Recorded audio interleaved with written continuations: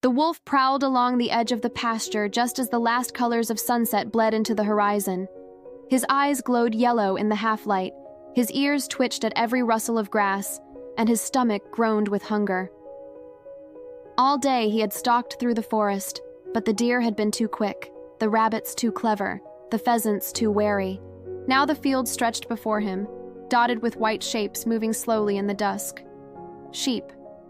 Fat, gentle, foolish sheep, their heads bent to the grass, their bodies close together like clouds fallen to earth.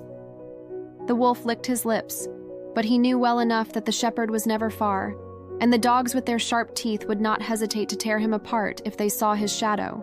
He crouched low, his belly against the earth, his mind working as feverishly as his hunger churned. He could not rush blindly, not tonight. He needed cunning greater than the shepherd's watch. As the last rays of light faded, the shepherd called his flock toward the pen.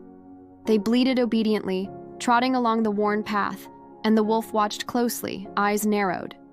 Then, just as the final stragglers passed, he noticed something. The skin of a sheep, newly shorn, discarded on the grass where the shepherd had been trimming wool earlier. The wolf's gaze sharpened. Slowly, a plan curled through his mind like smoke. When the pen closed, when the shepherd's back was turned, the wolf crept silently forward and seized the fleece in his jaws. He shook it out, draped it across his body, and pulled it snug around him. The scent of lanolin clung to the wool, the pale tufts clung to his dark fur, and when he glanced down at himself, even his own eyes were fooled. He looked like a sheep, perhaps a little broader, a little leaner, but in the dark, who would notice? He grinned, baring his teeth beneath the soft disguise. With this, he would not need to chase or fight. He would walk among them, and they would welcome him as one of their own. The next morning, the sun rose golden over the pasture, and the shepherd led his flock out again. Among them walked the wolf in his stolen skin, his head lowered, his steps awkward but passable. The dogs sniffed the air but caught only the heavy scent of wool. The sheep, sleepy and trusting, accepted him without question. They grazed, nibbled, and bleated as they always did, pressing close in their herd, and the wolf moved with them, his heart pounding with the thrill of his deception. His belly growled with impatience, but he told himself to wait. To pounce too soon would ruin everything. Better to follow them, to walk with them, until the shepherd's guard was down. Then he could take his pick of the fattest sheep, perhaps more than one, and slip away without notice. All day he endured the taste of grass brushing against his muzzle, the closeness of the flock pressing against his sides. He listened to their soft bleating, their foolish chatter about the sweetness of the grass, the coolness of the brook, the warmth of the sun. He bit back laughter, marveling at how easy they were to fool.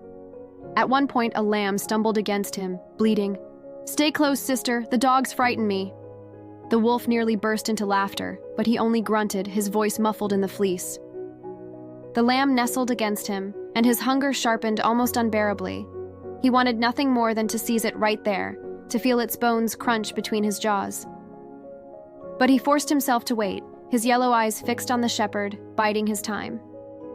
Evening came again, and the flock was herded back into the pen. The wolf slipped inside with them, his heart drumming wildly. The shepherd counted, the dogs circled, and no one noticed the shadow in their midst. The gate closed, and the sheep settled to sleep. The wolf grinned in the darkness. At last, no dogs watching, no shepherd awake, only soft bodies pressing against him, trusting him.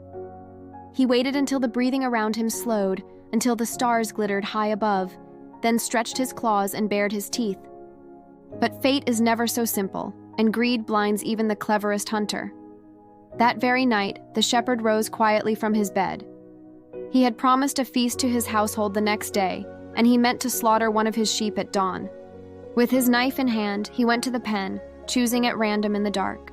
His eyes swept across the sleeping flock until they rested on the largest shape, a sheep that seemed strong and fat in the shadows. Without hesitation, he seized it by the fleece. The wolf had no time to react.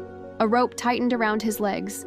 A blade flashed in the dim light, and only when the shepherd dragged him toward the fire did the fleece slip and fall away. Gasps filled the night as the shepherd and his dogs saw the truth. The wolf himself, caught in his own deception, destined for the very fate he had planned for the sheep. The shepherd shook his head grimly, his eyes cold. "So," he muttered, "the hunter came to steal, but instead he has been caught." The dogs growled, circling, their teeth bared. The sheep, wide-eyed and trembling, pressed together, staring at the monster they had welcomed as kin. The wolf snarled, twisted, and fought, but his cunning had betrayed him, and his strength was nothing against the rope and the shepherd's will. By dawn, the tale was already spreading across the countryside, told with shaking heads and raised eyebrows. Farmers whispered to their children, "Beware those who wear the skin of another, for they may hide teeth beneath." Shepherds muttered it to one another at markets, reminding themselves to look twice at what seemed too ordinary. And the sheep themselves, though they were not wise creatures, never forgot the night they had trusted a false brother and nearly paid the price. The wolf's lesson was clear, carved into every retelling. Disguises may trick the eye, flattery may dull suspicion, but deceit carries its own destruction. For those who hide their malice in borrowed clothing will one day be revealed, and the punishment will be swifter than the crime. And so the story endured, carried on the wind, a warning sharper than any tooth or claw,